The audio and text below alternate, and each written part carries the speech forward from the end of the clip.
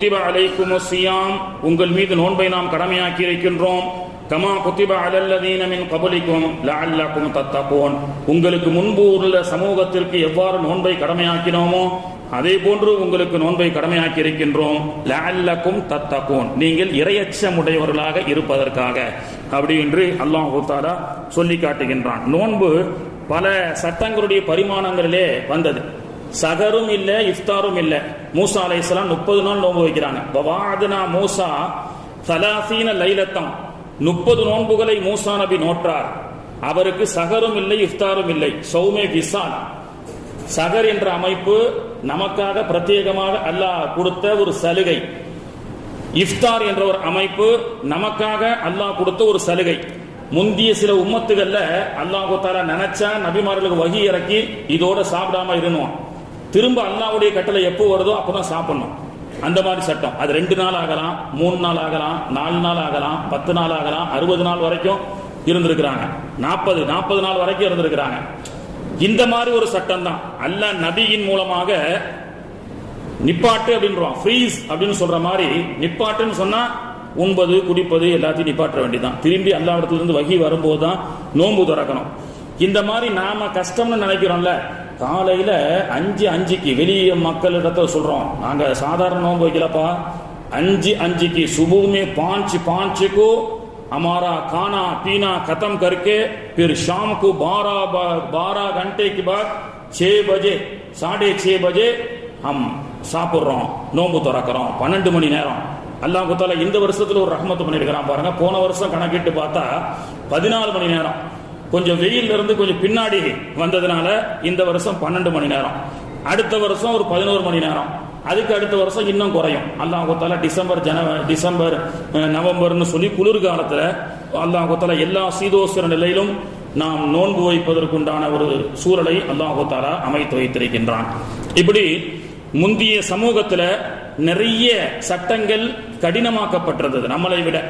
மூசா மரியம் அலைஹிஸ்ஸலாமுடைய நோன்பை பத்தி அல்லாஹ் சொல்றான், சௌமன், மரியமே நீங்கள் நோன்பு வையுங்கள், ஃபலன் உகல்லிம, பேசக்கூடாது என்ற சட்டம் மரியம் அலைஹிஸ்ஸலாமுடைய நோன்புல இருந்தது.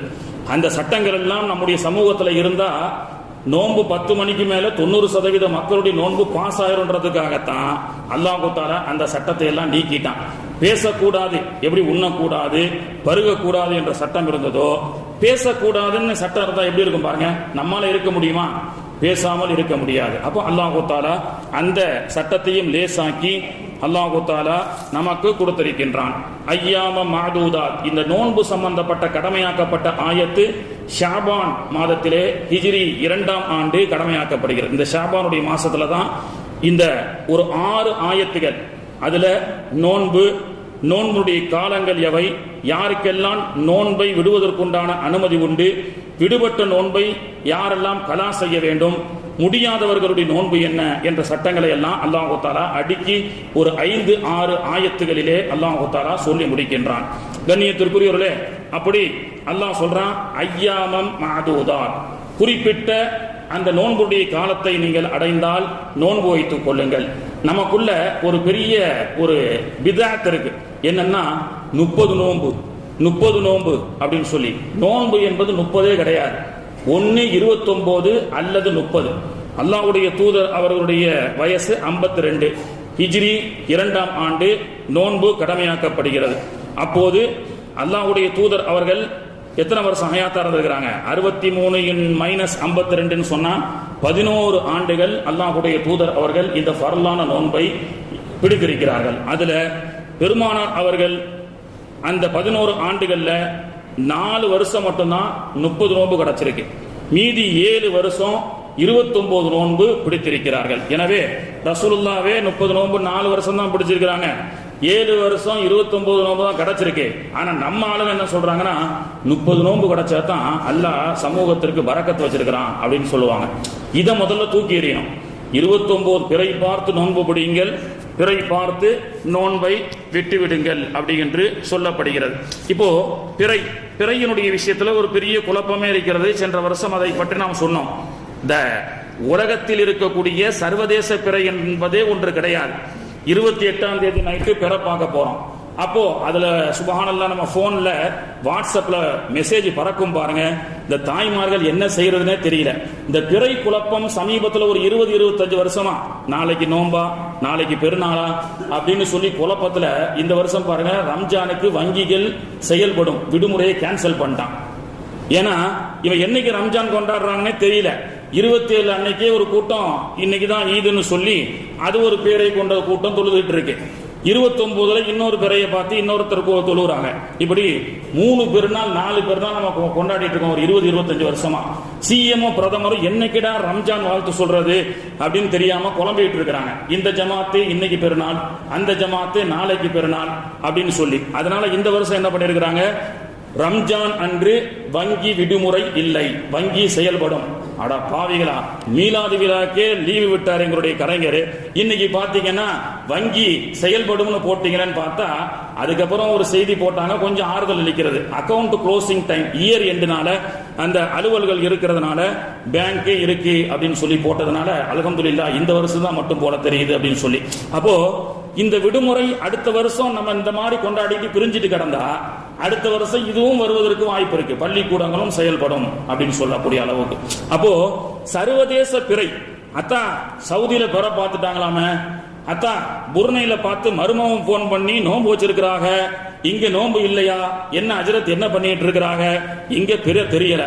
கண்ணியத்திற்குரியவர்களே, ஹதீஸின் அடிப்படையில ஷாமும் மதினாவும் 2000-2500 கிலோமீட்டர் கூட இல்லை. இப்னு அப்பாஸ் ரலியல்லாஹுடைய காலத்துல சுருக்கமா சொல்றேன், அதாவது ஒரு பிறை முன்னாள் ஷாமிலும் மறுநாள் சவுதியிலும் வைக்கப்பட்டிருக்கிறது. சர்வதேச பிறை என்பது ஒன்று இல்லை. நம்ம ஹதீஸின் அடிப்படையில் நிறைய ஆய்வு செஞ்சாலும் இன்னைக்கு விஞ்ஞானத்துக்கிட்ட கேட்டு பார்க்கலான்னு கூகுள்ல நான் சர்ச் செய்தேன். அதாவது விஞ்ஞானிகள் இடத்துல நாம சர்ச் செய்யும் போது ஒரு அதாவது not possible to calculate time of single moon in the world அப்படின்னு சொல்லி விஞ்ஞானிகள் இன்னைக்கு என்ன சொல்றாங்க, அதனுடைய ஆராய்ச்சியாளர்கள் சொல்லி கொடுக்குறாங்க. அதாவது சிம்பத்திக்கே நம்ம திங்க் பண்ணணும்னு சொன்னா, இப்போ நம்ம ஊர்ல 12ன்னு வச்சுக்கோங்க, 1 மணி. சவுதி எத்தனை மணி தான்? 2.5 மணி நேரம் பின்னாடி இருக்கிறாரு சவுதி, 2.5 மணி நேரம் முன்னாடி இருக்கிறாரு மலேசியா சிங்கப்பூர். அப்போ வக்து வித்தியாசம் படுதா இல்லையா? மலேசியால இப்ப ஜும்மா தொழுது வீட்டுல போய் சாப்பிட்டு படுத்திருப்பாங்க, சவுதியில இன்னும் ஜும்மாவே ஆரம்பிச்சிருக்காது. அப்போ இது பக்கத்தில் இருக்கக்கூடிய இந்த நாடுகளிலேயே தொழுகை நேரங்கள் வித்தியாசப்படும் பொழுது நோன்பு வித்தியாசப்படுவதில் ஒன்றும் பெரிய விஷயம் கிடையாது. அப்போ சர்வதேச பிறை சவுதியில பார்த்துட்டாங்க, புர்னையில பார்த்துட்டாங்க. புர்னை நம்மளோட 2.5 மணி நேரம் முன்னாடி இருக்கிறாரு, சவுதி நம்மளோட பின்னாடி இருக்கிறாரு, அமெரிக்கா 24 மணி நேரம் முன்னாடியா பின்னாடியான்னு தெரியல. இப்படி உலகத்துல அதனால தான் இன்னைக்கு என்ன சொல்றாங்க, நாட் பாசிபிள். ஹதீஸ சொன்னாதான் கேட்கறது இல்ல. சரி, அதனால விஞ்ஞானிகள் சொல்லக்கூடியதே நம்ம பார்ப்போம்னு சொல்லி not possible to calculate time of single moon in the world அப்படின்னு சொல்லப்படுகிறது. சோ நம்ம ஊர்ல அதனால தான் சொல்றாங்க, ஆயிஷா அம்மா அவர்கள் பிறையை பார்த்து நோன்பு வையுங்கள், பிறையை பார்த்து நோன்பு விடுங்கள், அவ்வளவுதான் முடிஞ்சு போச்சு. 29 30 என்ற குழப்பங்கள் எல்லாம் இல்ல. அப்ப கண்ணியத்திற்குரியவர்களே, நோன்பு அனைவர்களின் மீதும் கடமையாக்கப்படுகிறது. எல்லோரும் நோன்பு வைத்து ஆக வேண்டும். ஆனால் வமன்கான மரீதன் அவு அலா சஃபரின், நோய் ஏற்பட்டு விட்டாலோ பயணத்தை மேற்கொண்டாலோ அவர்கள் நோன்பை விட்டுவிடலாம். ஃபைத்தத்தும் மின் ஐயாமின் உஃபர், விடுபட்ட அந்த நோன்பை மற்ற நாள் கலா செய்ய வேண்டும். இதுல பெண்களுக்கு குளிக்கக்கூடிய ஒரு சூழ்நிலையில விடுபட்ட அந்த நாட்களுடைய தொழுகையை மீண்டும் கலா செய்ய தேவையில்லை. ஆனால் விடுபட்ட நோன்பை கலா செய்து ஆக வேண்டும். கர்ப்பிணிகள், குழந்தைகளுக்கு பாலூட்டும் தாய்மார்கள், வாய்ப்பு இருந்தால் சக்தி இருந்தால் மருத்துவ ஆலோசனை அடிப்படையில் தாராளமாக நோன்பு வைக்கலாம், பிள்ளைகளுக்கு அமுதூட்டலாம். நமக்கு நோன்பு வைத்திருக்கக்கூடிய நிலையிலே ஊசி போட வேண்டும் என்ற அவசியம் வந்தால் ஊசி போட்டுக் கொள்ளலாம். யாருக்காவது பிளட் டொனேட் பண்ணணும் அவசரமா இருக்கு, யாரும் கிடைக்கல, அந்த பாசிட்டிவ் ரத்தம் என்கிட்ட தான் இருக்கு, ஒருத்தருடைய உயிரை பாதுகாக்க வேண்டும் என்று சொன்னால் பிளட் டொனேட் பண்ணலாம், நோன்பு முறியாது. இது போன்ற சட்டங்களை எல்லாம் தெரிந்து கொள்ள வேண்டும். ஷேவிங் செய்வது, முடிவெட்டுறது, இதெல்லாம் பழைய சட்டம், என் நோன்பு முறியாது. ஆனால் கண்ணியத்திற்குரியவர்களே, டாக்டரின் ஆலோசனையின் அடிப்படையில் உயிரை பாதுகாப்பதற்காக மருந்து எடுத்துக் கொண்டிருக்கக்கூடிய நோயாளிகள் நோன்பை விட்டுவிடலாம். ஆனால் மீண்டும் ஆரோக்கியம் பெற்றால் மீண்டும் அவர்கள் நோன்பை விடுபட்ட அந்த நோன்பை கலா செய்ய வேண்டும். சரியா? இப்போ சஃபர் போகின்றோம், பிரயாணம் செய்கின்றோம், இங்கிருந்து திருச்சிக்கு போறேன், நோன்பு விட்டுறலாமா அப்படின்னு சொன்னா, சஃபர் என்பது ஒரு அளவை அல்லாஹு தஆலா அல்லாஹ்வுடைய தூதர் அவர்கள் நமக்கு சொல்லிக் கொடுக்கிறார்கள். 120 கிலோமீட்டர் தாண்டி பயணம் செய்யக்கூடிய ஒரு சூழல் இருக்கிறது. அந்த பயணத்தில் அசௌகரியம் ஏற்படும் என்ற சூழலிலே நோன்பை விட்டுக் கொள்ளலாம். ஆனால் இந்த தவறை செய்யக்கூடாது. நோன்பு சகர் வைப்போம், பயணமும் போவோம், போற வழியில ரொம்ப களைப்பா இருந்தா நோன்பை முறிச்சிக்கலான்னு சொல்லி இடையில முறித்துக் கொள்ளக்கூடாது. விட்டால் கூட கலா செய்வது ஒன்றுதான். ஆனால் முறித்து விட்டால், வேண்டுமென்றே தகாத காரணம் இல்லாமல், தகுந்த காரணம் இல்லாமல் முறித்து விட்டால் 60 நோன்புகள் அதற்கு குற்ற பரிகாரமாக அல்லாஹு தஆலா ஃபைன் பெனால்டி போடுறான். ஒரு நோன்பை பிடிச்சிட்டு எந்த ஒரு காரணம் இல்லாம, பெண்களுக்கு திடீர்னு அவங்க குளிக்கக்கூடிய சூழல் வந்தா அவங்க நோன்பை முறிச்சு கொள்ளலாம். ஒரு விபத்து போன்ற ஆக்சிடென்ட்ல ரத்தம் வடிந்து ஓடுது, அது போன்ற விஷயங்கள்ல முறித்துக் கொள்ளலாம்.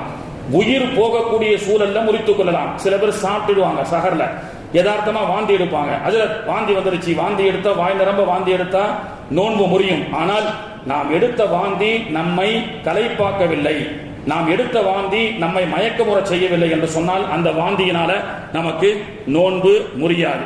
இப்போ இன்னொரு சட்டம், வீட்டுல வயோதிகர்கள் இருக்கிறாங்க, நிறைய பேரு அத்தா எல்லாம் நோன்பு வச்சிருக்கீங்களா? வச்சிருக்கிறாங்க. வயசான அம்மா அத்தாவை தர வைக்கிற, இப்ப அவங்களுக்கு நோன்பு கடமை கிடையாதா? படுத்த படுக்கையில இருக்கிறாங்க, அவங்க மீண்டும் ஆரோக்கியம் பட மாட்டாங்க. போன வருஷம் கூட சொன்னேன், நன்னிமா, வீட்டில் இருக்கக்கூடிய தாதிமா, வயசானவங்க, அவங்க மீண்டும் சுகம் பெற்று எழுந்திருக்கு வரக்கூடிய பாசிபிள் இல்லை. இப்ப அவங்களுக்கு எப்படி நோன்பு? அவங்க நோன்பு வைக்க முடியாது. அப்ப அவங்களுக்கும் நோன்பு இருக்கா இல்லையா? அந்த நோன்பை நம்ம கேர்ல இருக்கக்கூடியவங்களுடைய நோன்புக்கு நாம தான் பொறுப்புதாரி. என்ன செய்யணும்? அதுக்கு தான் அல்லாஹ் சொல்றான், ஃபிதியத்துன் துஆமு மிஸ்கீன். நீங்கள் முதியவர்களுக்கு உடல்நிலை சரியில்லாமல் படுத்த படுக்கையில் கிடக்கக்கூடியவருடைய நோன்பு என்பது ஒரு நோன்புக்கு பகரமாக ஃபிதியா கொடுக்க வேண்டும். என்ன ஃபிதியா? 1 கிலோ 800 கிராம் அரிசி, கோதுமை அல்லது அதனுடைய கிரயம். வயசானவங்க வீட்டில் இருக்கிறாங்கன்னா அவங்களுக்கு நோன்பு கடமை இல்லை, அப்படி கிடையாது. 15 நாள் கடையிலேயே ஹாஸ்பிட்டல் ஐசியூல ஹயாத்தா இருக்கிறாங்க. 15வது நோன்பு அன்னைக்கு அவங்க வஃபாத் ஆயிட்டாங்க. ஒரு நாளைக்கு 2 கிலோன்ற மேனிக்கு அவங்க 15 நாள் ஐசியூல இருந்தாலும் மூச்சு போயிட்டு இருந்ததுல அவங்களுக்கு உண்டான நோன்பு 15 நாள் ஹயாத்தா இருந்த கணக்குப்படி 1.8 கிராம், 1 கிலோ 800 கிராம் இன்டு 15 சொல்லி அவங்களுக்கும் என்ன செய்யணும்? ஃபிதியாவை கொடுக்கணும். அவங்க யாருடைய கேர்ல இருக்கிறாங்களோ, பையனுடைய கேர்ல இருந்தா அவங்க, மகளுடைய கேர்ல இருந்தா அவங்க கொடுத்து ஆக வேண்டும். ஆக மனிதன் இந்த உலகத்துல ஐசியூல மூச்சு போய்கிட்டு இருந்தாலும் சரி, அவருக்கும் அந்த நோன்பு கடமைதான். அதை விடுவதற்கு எந்த அனுமதியும் இல்லை. அதற்குண்டான பெனால்டி நமக்கு இருக்கு. அந்த பெனால்ட்டியை நாம கரெக்டான முறையில கட்டிடணும். கண்ணியத்திற்குரியவர்களே, ஆக இது போன்ற நோன்பு விஷயத்தை நாம் ரொம்ப பேணுதலாக கடைபிடிக்க வேண்டும். அபூ உமாமா ரலியல்லாஹு அன்ஹு அவர்கள் அல்லாஹ்வுடைய தூதரிடத்திலே கேட்பார்கள். முஸ்லிம் ஷெரீஃப்ல பதிவு செய்யப்பட்ட ஹதீஸ், அல்லாஹ்வுடைய தூதரே, எனக்கு ஒரு நன்மையான காரியத்தை சொல்லிக் கொடுங்க, அதனால உலகத்திலையும் எனக்கு பயனளிக்கணும், மறுமையிலும் எனக்கு பயனளிக்க வேண்டும், அல்லாவும் அதை கொண்டு திருப்தி அளிக்க வேண்டும். அபூ உமாமா ரலியல்லாஹு அன்ஹு கேட்கிறாங்க, ஒரு அமல் எனக்கு சொல்லிக் கொடுங்க, அந்த அமலை செய்யறதுனால உலகத்திலும் எனக்கு நன்மை, உலகத்திலும் எனக்கு நன்மை வேண்டும், மறுமையிலும் எனக்கு அல்லாஹ்வுடைய பொருத்தம் வேண்டும் அப்படின்னு கேட்கிறாங்க. அப்போ அல்லாஹ்வுடைய தூதர் அவர்கள் சொன்னார்கள், உலகத்திலும் பிரயோஜனம், மறுமையிலும் சொர்க்கம், அல்லாஹ்வுடைய திருப்தி உனக்கு கிடைக்க வேண்டும் என்று சொன்னால் நோன்பை பற்றி பிடித்துக்கொள் என்று சொன்னார்கள். இந்த ஒற்றை ஹதீஸ நம்ம ஆய்வு செஞ்சா நோன்புனால உலகத்துல என்ன பயன்? இன்னைக்கு நிறைய பேர், நான் ஷபீப் மேராஜிலே கூட சொன்னேன், நிறைய பேர் இன்னைக்கு என்ன செய்வாங்க? மருத்துவமனைக்கு சென்ற வாரம் கூட சொன்னேன், சுகர் இருக்கு ஹஜ்ரத்து, நோன்பு விட்டுறலான் இருக்கிறேன், டாக்டர் பிபி இவ்வளவு இருக்குன்னு சொல்லிட்டாரு, கொலஸ்ட்ரால் இவ்வளவு இருக்குன்னு சொல்லிட்டாரு. முதல்ல பயத்தை எடுத்துடணும். போன வாரம் கூட சொன்னேன், பயம் என்பதுதான் நோய். எதை பத்தியும் பயப்படாதீங்க, அல்லாஹ்வுக்கு மட்டும் பயப்படுங்க. இப்போ 300 ரமலானுக்கு முன்னாடி ஒருத்தர் போய் சுகர் டெஸ்ட் எடுக்கிறாரு, 360 500, டாக்டர் வெளியில ஆம்புலன்ஸை பாக்குறாரு, 500 600 சுகரை வச்சுட்டு எப்படியா நீ நடந்து எதுல வந்த? பஸ்ல வந்தேன். முதல்ல ஆம்புலன்ஸ் பிடிச்சி வீட்டுக்கு போ, அட்மிட் ஆகுன்னு சொல்லுவாரு. இந்த மாதிரி நீங்க ஒரு டெஸ்ட் எடுத்துக்கிடுங்க. இது அனுபவபூர்வமாக சொல்லக்கூடிய செய்தி. நோன்பு எந்த மாத்திரம் எடுக்காதீங்க. ஒரு மாசம் நோன்பு வைங்க. உங்களுக்கு நோன்பு முடிஞ்சதற்கு பிறகு அதே டாக்டர் போய் கன்சல்ட் பண்ணுங்க. அந்த டாக்டர் கேட்பாரு, எந்த மல்டி ஸ்பெஷாலிட்டி ஹாஸ்பிட்டல்ல எந்த டாக்டர் கிட்ட போய் நீங்க ட்ரீட்மெண்ட் எடுத்தீங்க, எல்லாம் கியூரா இருக்குது, சரியா இருக்கேன்னு சொல்லுவாரு. இது நானா அடிச்சு விடுறதுல, பெருமானார் அவர்களும் சொன்னாங்க, உலகத்துல உங்களுக்கு என்ன செய்யும், உலகத்திலும் நன்மை உண்டு, மறுமையிலும் நன்மை உண்டு, அல்லாஹ்வுடைய பொருத்தமும் உண்டு. இன்னைக்கு சுகர் அதிகமாயிருச்சு, டயபெட்டிக்கினுடைய பேஷண்ட்டுகள் இன்னைக்கு எந்த அளவுக்கு ஆயிட்டாங்கன்னு சொன்னா 70-60% மக்கள் டயபெட்டிக் பேஷண்டாக இருக்கிறாங்க. காலையில வாக்கிங் செல்லக்கூடிய மனிதர்கள் எல்லாம் பேசக்கூடியது, ஜாக்கிங் போயிட்டு, sir you how much, sir you 300, before food 200, after food 400, sir you how much, before food 120, but after food 400 இப்படின்னு பேசுறாங்க. இந்த கணக்கெல்லாம் என்னத்தா? இப்போ 10th + 2 எக்ஸாம் வருது, அந்த பிள்ளைங்க பேசுறாங்கன்னா மார்க்கை பத்தி பேசுதுன்னு சொல்லலாம். நீ பப்ளிக்ல எதை மார்க்குன்னு சொல்லி 40 வயசு above 35-40 இருக்கக்கூடியவங்க இந்த மாதிரி 150-200 பேசுறாங்கன்னா அவங்க டயபெட்டிக் பேஷண்ட், சுகர் அப்படின்னு சொல்லக்கூடிய அளவுக்கு இன்னைக்கு சுகர் மலிந்து போச்சு. சரியா? அப்போ கண்ணியத்திற்குரியவர்களே, இன்னைக்கு the benefit of fasting ரசூலுல்லாஹ் சொல்லிட்டாங்க ஒற்றை வரி ஹதீஸ்ல, உலகத்திலும் உனக்கு பிரயோஜனம் சொல்லி. நாம சொல்றோம் பிபி இருக்கு, சுகர் இருக்கு அப்படின்னு சொல்லி நாம சொல்றோம். ஆனா மருத்துவ உலகம் how many benefit of systematic Islamic fasting system, அதாவது இஸ்லாம் சொல்லக்கூடிய நோன்பு பல பேர் வைக்கிறாங்க, மௌன விரதம் வைக்கிறாங்க, மற்ற விரதத்தை அவங்க எடுக்கல. இஸ்லாமிக் சொல்லக்கூடிய ஃபாஸ்டிங் சிஸ்டத்துல 35 பெனிஃபிட் ஆஃப் ஹெல்த், 35 விதமான பிரயோஜனங்கள் இருக்கிறது. அதிலே சில promotes blood sugar control by reducing insulin resistance, insulin எதிர்ப்பை குறைப்பதன் மூலம் இரத்த சக்கரை நோயை நோன்பு கட்டுப்படுத்துகிறது. நம்பர் 1. அப்ப முதல் சுகர் என்பது இந்த நோன்பின் மூலமாக அல்லாஹ் தஆலா சுகருக்கு மருந்து வைத்திருக்கின்றான். increase growth hormone secretion which is vital for growth, metabolism, weight loss and muscle strength. Hormone சுரப்பை அதிகரிக்கிறது, உடல் பருமனை குறைக்கிறது, தசையை வலிமையாக்குகிறது. அத்தா முட்டி வலித்தா நின்று தொழ முடியல, உட்கார்ந்தே தொழாம மௌத்தாகிற வரைக்கும் நின்றே தொழுகணும்னு ஒருத்தர் ஆசைப்பட்டா, முட்டி வலியே வரக்கூடாது அப்படின்னு ஆசைப்பட்டா, நீங்க வருடம் நோன்பு வையுங்கள். அல்லாஹ் அதுல ஆரோக்கியம் வைக்கிறான். நான் சொல்லல, ரசூலுல்லாஹும் சொல்லல, ரசூலுல்லாஹ் ஒத்த வார்த்தையிலே சொன்னாங்க, மருத்துவ உலகம் சொல்லி காட்டுகிறது. அடுத்து weight loss by limiting calorie intake. நான் ஏற்கனவே சொன்ன மாதிரி ஒரு கோழியை மொத்தமா ஒருத்தர் சாப்பிடுறான் பாருங்க. இன்னைக்கு உணவுனுடைய கட்டுப்பாடு இல்லாமல் அந்தந்த சீதோசன நிலைக்கு உள்ள உணவைத்தான் அந்தந்த நாட்டுக்காரன் எடுத்தாத்தான் அவனுக்கு நல்லது. பாலைவனத்தில் இருக்கக்கூடிய சாப்பிடக்கூடிய ஷவர்மாவை நாம சாப்பிட்டு இருக்கிறோம். நமக்கு கோதுமை, ஆட்டா, மைதா வடநாட்டில் இருக்கக்கூடிய கிளைமேட்டுக்கு சரி வரும். நமக்கு வெள்ளை சோர், திணை இது போன்ற முன்னோர்கள் நமக்கு வகுத்து கொடுத்திருக்கிறாங்க. என்னைக்கு இந்த உணவுனுடைய மாற்றங்கள் ஏற்பட்டதோ, எங்க பார்த்தாலும் பாலியல் பலாத்காரங்கள்.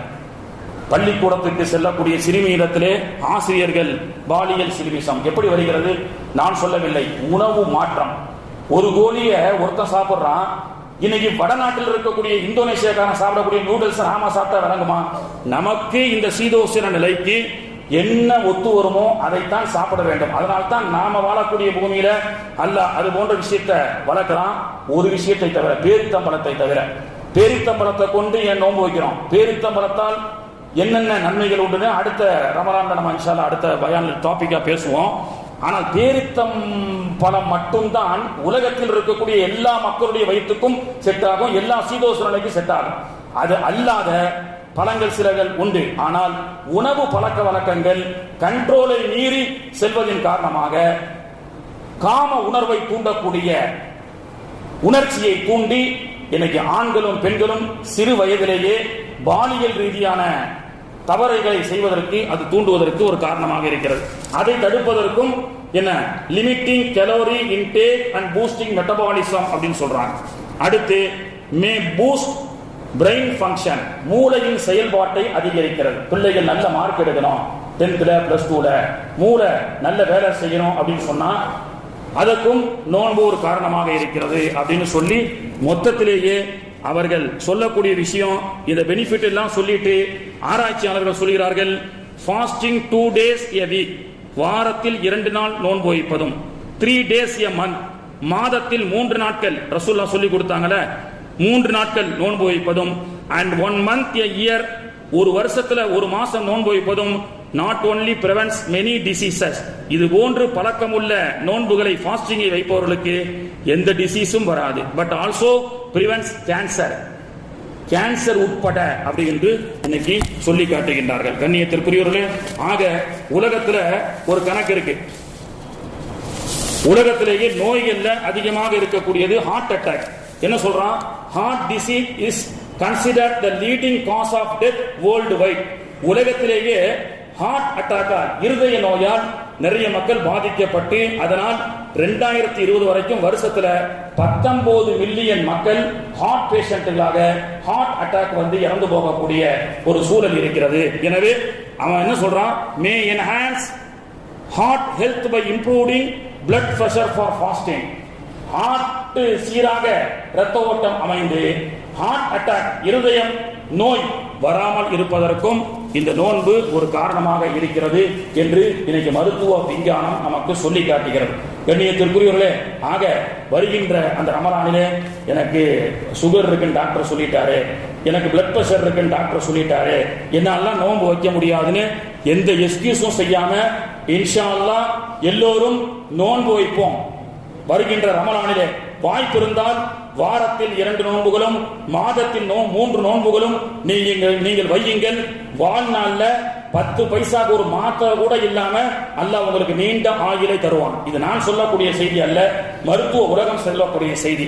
வாரத்தில் 2 நாட்கள், மாதத்தில் 3 நாட்கள், வருடத்தில் ஒரு மாதம் நோன்பு வைத்தால் அவனுக்கு எந்த மல்டி ஸ்பெஷாலிட்டி ஹாஸ்பிட்டலுக்கோ டாக்டர் கன்சல்டிங்கோ மெடிக்கல் ஷாப்புக்கே போக வேண்டியதில்லை. அப்படிலாம் வாழ்ந்திருக்கிறாங்க முன்னோர்கள். நீங்க கேள்விப்பட்டிருப்பீங்க, ஒரு மாத்திரை கூட போடாம வாழ்ந்த நம்முடைய முன்னோர்கள் எல்லாம் உண்டு. எப்படி மார்க்கத்தின் அடிப்படையிலே அவர்கள் நடந்தார்கள். அல்லாஹ் தஆலா உலகத்திலும் அவர்களுக்கு உடலிலே ஆரோக்கியத்தை பரக்கத்தை தந்தான். வல்ல ரஹ்மான் அப்படிப்பட்ட பரக்கத்தை நமக்கும் தந்து வருகின்ற கடமையான நோன்பை நோக்கக்கூடிய பாக்கியத்தை அல்லாஹ் தஆலா நாம் அனைவர்களுக்கும் தருவானாக. நம்முடைய வீட்டில் இருக்கக்கூடிய முதியோர்களுக்காக ஒரு நோன்புக்கு பகரமாக 1 கிலோ 800 கிராம் என்ற ஃபிதியாவை நோன்பு அவர்கள் அன்றாடம் நோன்பு வைக்கும் பொழுதும் செய்யலாம், அல்லது மொத்தமாகவும் வாங்கி கொடுத்து விடலாம். முன்னாடியே வயசானவங்க இருக்கிறாங்க, தெரிஞ்சவங்களுக்கு கொடுக்கணும். ஜகாத்து, வரி, ஜிஎஸ்டி, அல்லாஹ் போட்ட ஜிஎஸ்டி பத்திலாம் இன்ஷா அல்லாஹ் அடுத்தடுத்த வாரங்கள்ல நாம பேசுவோம். வல்ல ரஹ்மான் நாம் அனைவருக்கும் தௌஃபீக் செய்வானாக. சுன்னத் தொழாதவங்க தொழுது கொள்ளுங்கள்.